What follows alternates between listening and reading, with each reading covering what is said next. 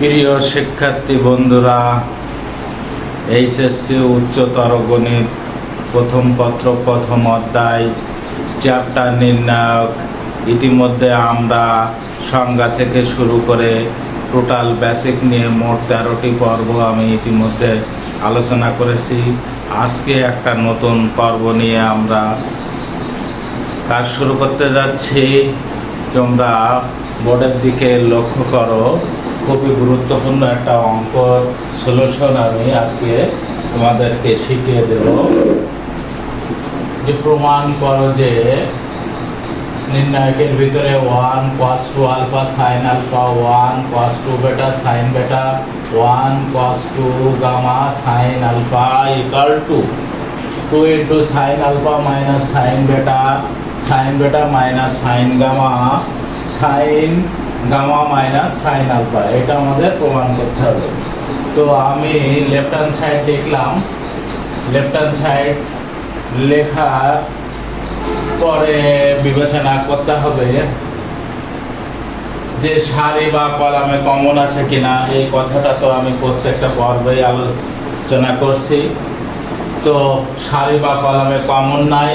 আমরা দেখতে পাচ্ছি কলামে 3টা পরপর অন আছে। যদি কলামে 3টা পরপর অন থাকে তাহলে উপর নিচে আমরা যোগ বিয়োগ করলে সাধারণত সারি পরিবর্তন হয়। এটা স্পেসিফিকভাবে আমরা মনে রাখব। তো প্রথম সারি থেকে দ্বিতীয় সারি আমি বিয়োগ করলাম, দ্বিতীয় সারি থেকে তৃতীয় সারি আমি বিয়োগ করলাম, যা প্র্যাকটিক্যালে আমি এখানে দেখিয়ে দিয়েছি। তাহলে আমাদের পরিবর্তন হলো প্রথম সারি এবং দ্বিতীয় সারি। প্রথম সারির পরিবর্তনটা সাইড নোট হবে r1 প্রাইম সমান r1 মাইনাস r2। দ্বিতীয় সারির পরিবর্তন হবে r2 প্রাইম সমান r2 মাইনাস r3। তো এখানে আমি ক্যালকুলেশন কমপ্লিট করলাম। এখানে শূন্য পেলাম, এখানে শূন্য পেলাম, আর এই ওয়ানটা তো থাকলো। আর এই বরাবর যা আছে কোনো পরিবর্তন হলো না।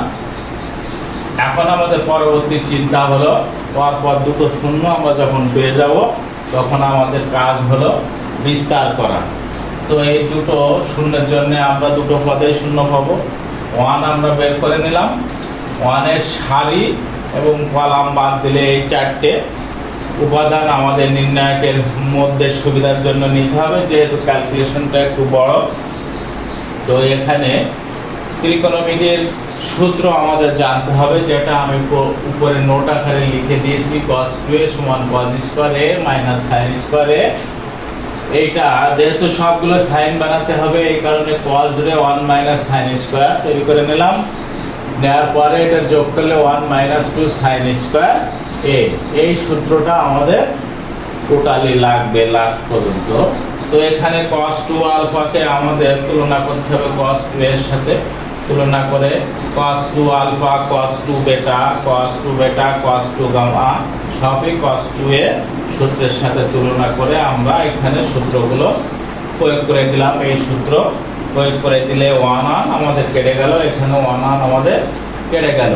যেহেতু প্রমাণ sin আলফা মাইনাস sin বেটা, এ কারণে আমরা -2 কমন নিয়ে নিলাম এখান থেকে। তাহলে -2 কমন নিলে sin স্কয়ার আলফা প্লাসে মাইনাস আর প্লাস গুণ করলে মাইনাস sin স্কয়ার বেটা।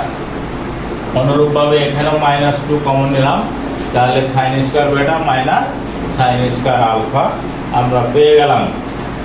আর বাকি দুটো কলাম বরাবর ভুক্তি আমরা লিখে দিলাম।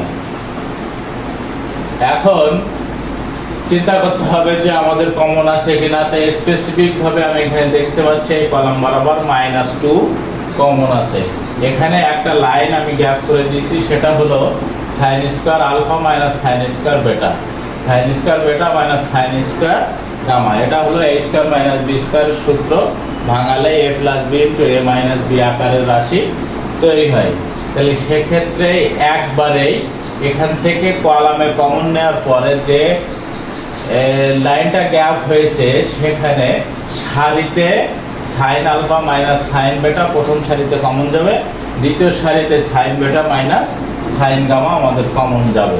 তাহলে কমন আমরা বের করে নেওয়ার পরে বাকি এখানে সাইন আলফা প্লাস সাইন বেটা, এখানে সাইন বেটা প্লাস সাইন গামা আমরা পেয়ে যাব এই কলামে, আর এই কলামে 1 আমরা পেয়ে যাব। এখন এটা দেখা যাচ্ছে যে 2/2 আকারে নির্ণয়।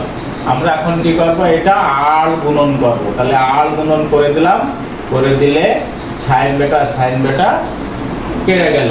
এখন এখানে প্রমাণ দেখতে হবে sine gamma minus sine alpha.